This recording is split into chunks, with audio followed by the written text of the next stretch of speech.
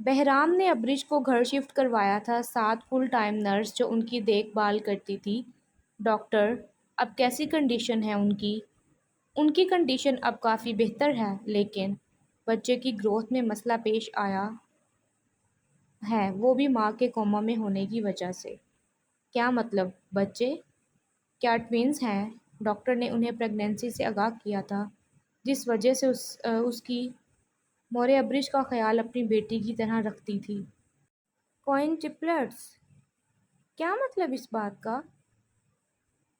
عام زبان میں 4 بچوں کی پیدائش کو کوئنٹپلٹس کہتے ہیں۔ کیا ایسا ممکن ہے؟ مطلب وہ کوما میں ہے۔ جس خدا نے زندگیاں ان کے اندر ڈالی وہی بہتر کار فرما ہے۔ آپ فکر نہ کریں، دنیا میں 1% لوگ ایسے ہیں جنہیں خدا اتنی بڑی نعمت سے ایک ساتھ نوازے۔ آفٹر 5 ایئرز، یا اللہ، یہ کیا حالت بنائی ہوئی ہے۔ گل بہار نے جیسے ہی ان کی حالت دیکھی صدمے سے گنگ رہ گئی تھی۔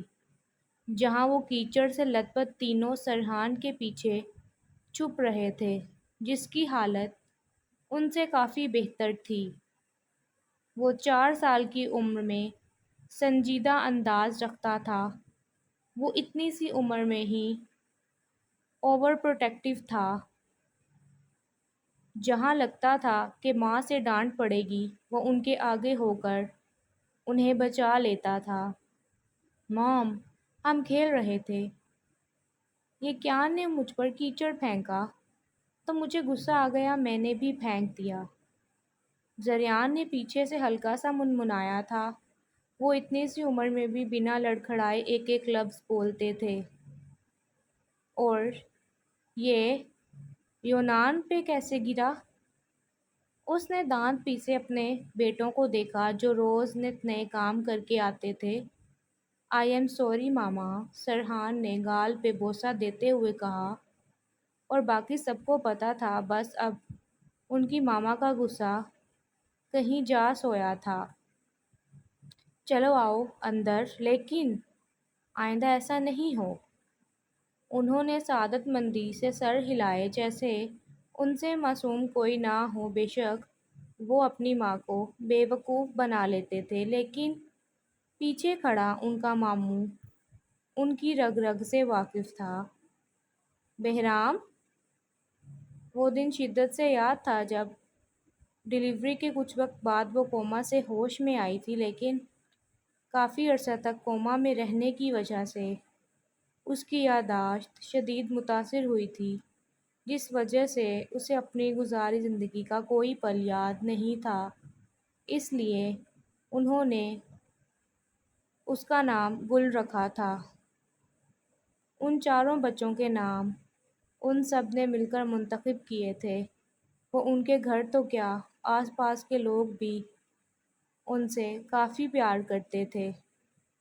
5 سال کا عرصہ جیسے سلطان مینشن کے لیے کسی آسیب سے کم نہ تھا۔ اس عرصہ میں جہاں میر نے خود کو آفس تک محدود کر لیا تھا، لیکن ہر گزرتے لمحے اس کی دیوانگی محبت کی شدت میں کئی گنا اضافہ ہو چکا تھا۔ وہ اسے ڈھونڈتے ڈھونڈتے تھک رہا تھا۔ رات جس قدر مایوسی میں ہوتا، صبح پھر نئی امید سے وہ اسے ڈھونڈنے کی کوشش کر رہا تھا۔ وہ آفس والوں کے لیے وہی ایموشن لیس انسان بن گیا تھا جو پل میں بے دردی سے کسی کو بھی تکلیف پہنچا دیتا تھا۔ وہ سگریٹ پہ سگریٹ کے کش لیتا، بنا کسی شرٹ وہ صوفے پہ نیم دراز سا لیٹا تھا۔ ساحر نے کمرے میں داخل ہوا کہ شدید دھوئیں نے اس کا راستہ روکا تھا۔ وہ بمشکل ضبط کرتا کھڑکی کھول گیا۔ کھڑکی سے آنے والی روشنی آنکھوں میں پڑی تو اس نے غصے سے رخ موڑے ساحر کو دیکھا، جیسے کہہ رہا ہو، کیا مسئلہ ہے؟ تم مرنا چاہتے ہو؟ اتنی سگریٹ پی چکے ہو؟ اب ہاتھ لگایا نا اسے تو کھینچ کر لگاؤں گا میں تمہاری کنپٹی پہ۔ وہ اس کے ہونٹوں سے لگا سگریٹ ہاتھ سے کھینچ گیا تھا۔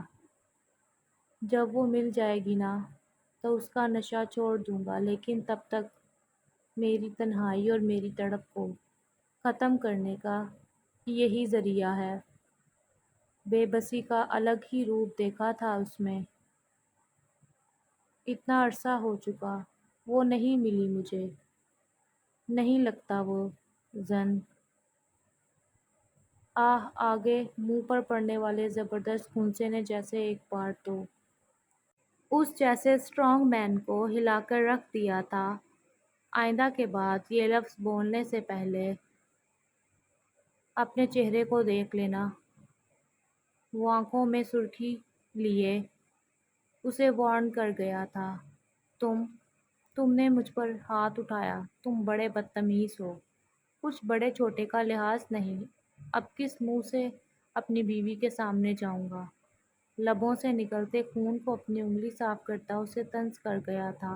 بالکل اپنا احسان بھی تو چکانا تھا جو کافی عرصہ پہلے تم نے مجھ پر کیا تھا۔ ویسے بیوی کے سامنے اسی تھوبڑے کے ساتھ جانا شاید کوئی تھوڑی سی وجہ مل جائے۔ وہ آنکھوں کا کونا دباتا طنزیہ بولا۔ ابھی ساحر کوئی بات کرتا کہ سلطان پھر سے بولا،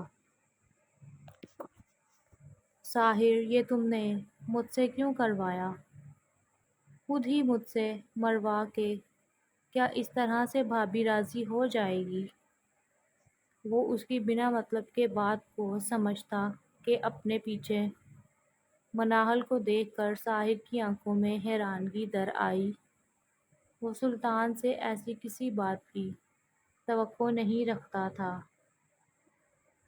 یہ موبائل بھول گئے تھے آپ؟ وہ شعلہ بار نظروں سے دیکھتی ایک لفظ چبا کر بولی جیسے ان دانتوں میں ساحر ہو۔ بھابھی آپ پلیز ناراض مت ہوں، ساحر نے یہ سب بس آپ کو راضی کرنے کے لیے کیا تھا۔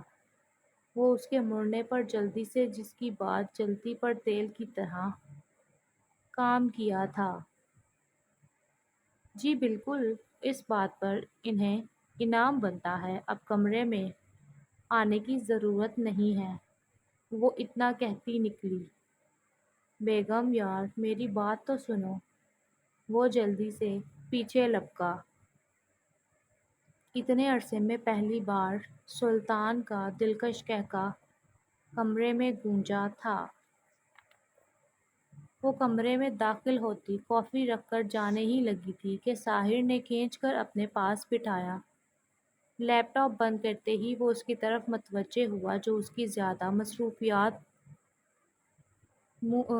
چڑھائے غصے سے ہر کام کر رہی تھی، کیونکہ ساحر کو اپنا ہر کام اس سے کروانا پسند تھا۔ سر پر دوپٹہ ٹکائے ممتا کا نور اس کے وجہ چہرے کو اور پرکشش بنا گیا تھا۔ خدا نے آخر 5 سال کے بعد ان کی دعا سن لی تھی۔ جب سے ڈاکٹر سے خوشخبری ملی تھی وہ دونوں تو جیسے ہواؤں میں تھے۔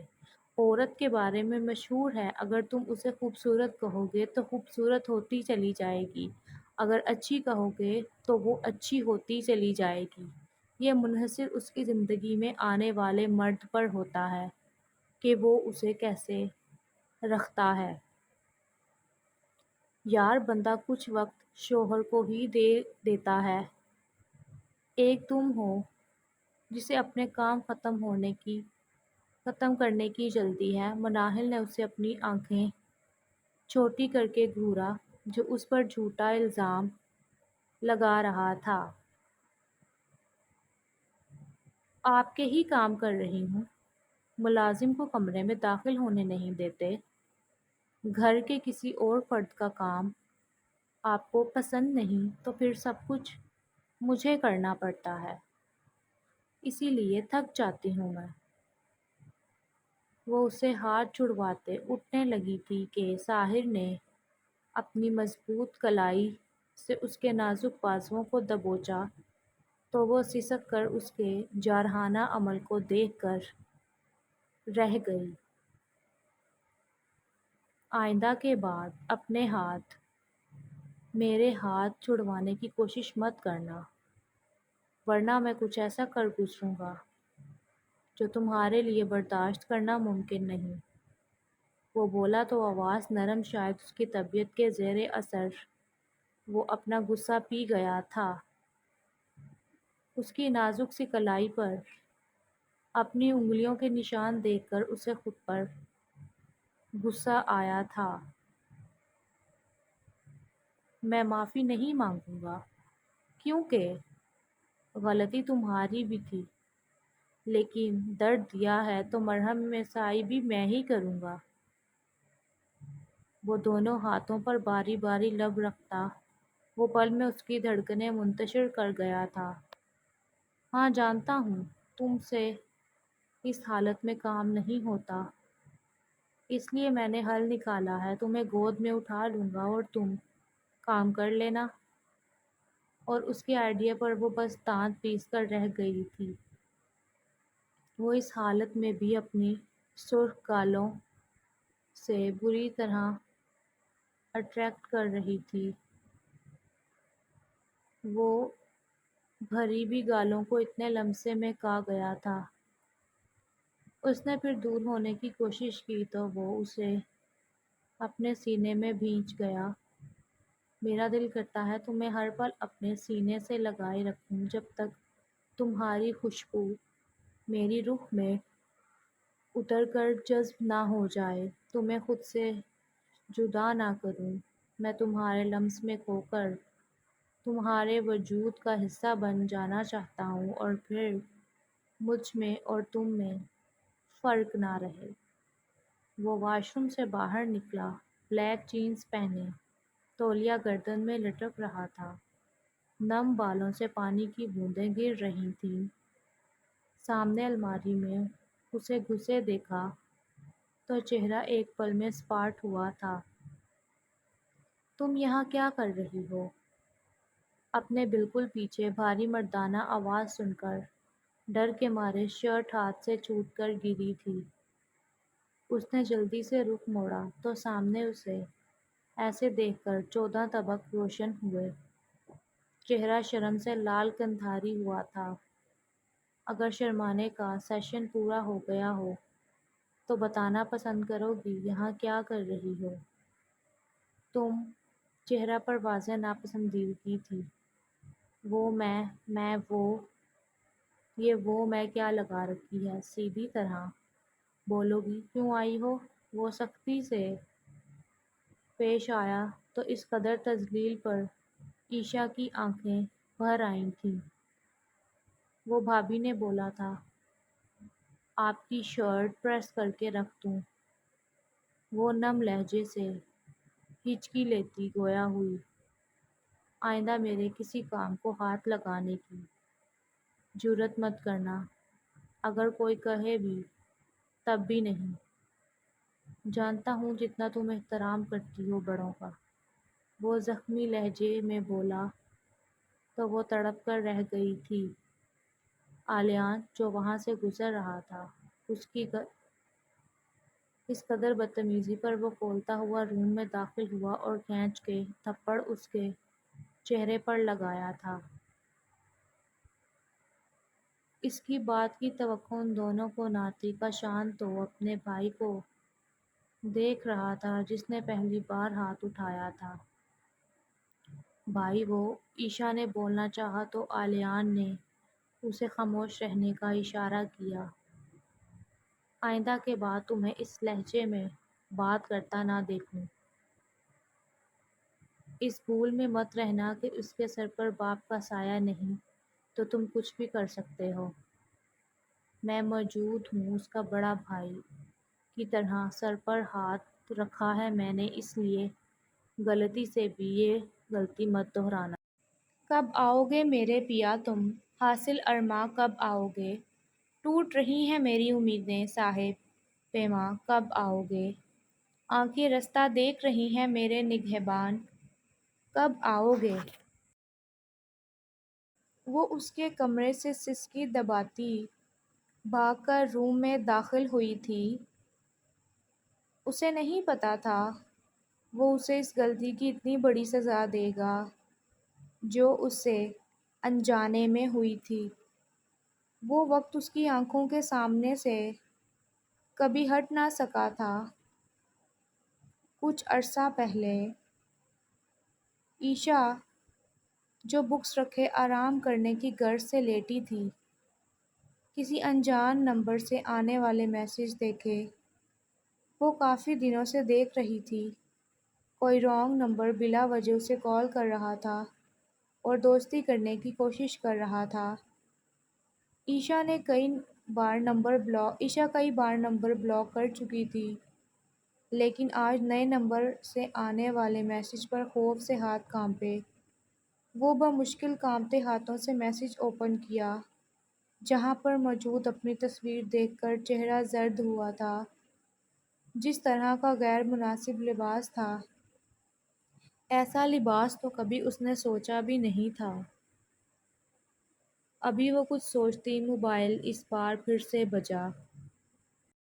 ہائے جانے من، تصویر تو دیکھ چکی ہوگی، ابھی تو یہ ٹریلر ہے، پوری فلم باقی ہے اگر دیکھنا چاہو۔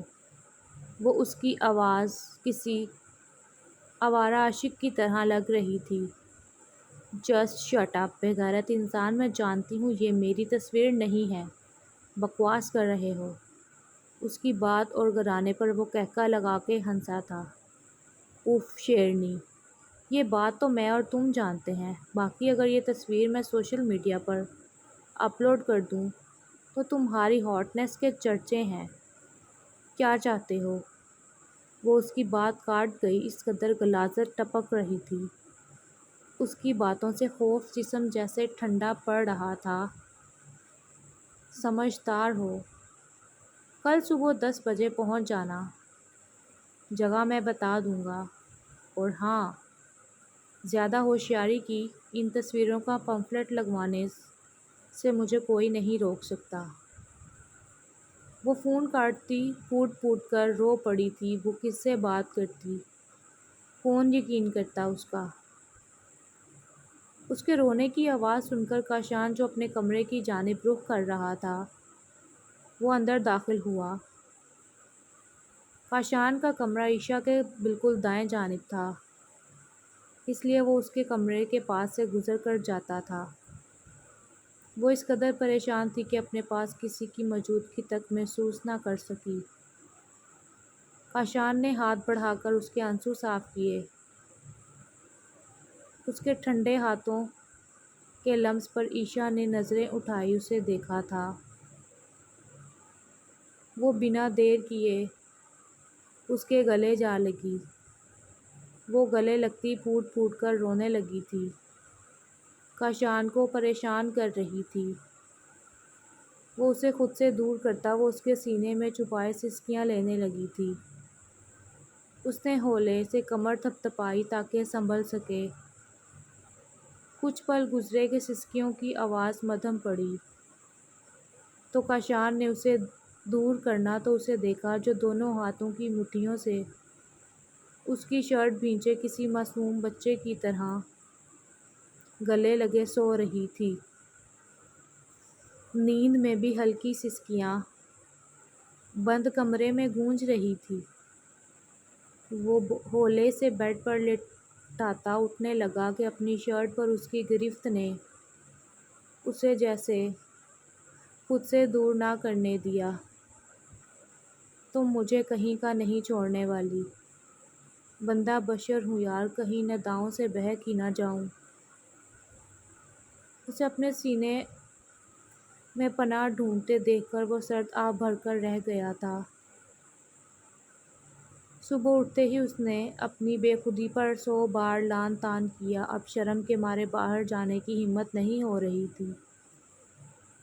کچھ یاد آتے ہی چہرے کا گلابی پن خوف میں لپٹ گیا تھا۔ چہرہ چادر سے کور کرتی وہ یونی کے لیے نکلی۔ سامنے کاشان گاڑی لیے کھڑا تھا۔ اس کے نکاح کے بعد اتنا گزرنے کے باوجود وہ کبھی بھی اپنی ذمہ داری کسی کو نہیں دیتا۔ وہ اسے خود چھوڑ کر آتا، خود ہی لینے جاتا۔ کھانا کیوں نہیں کھایا؟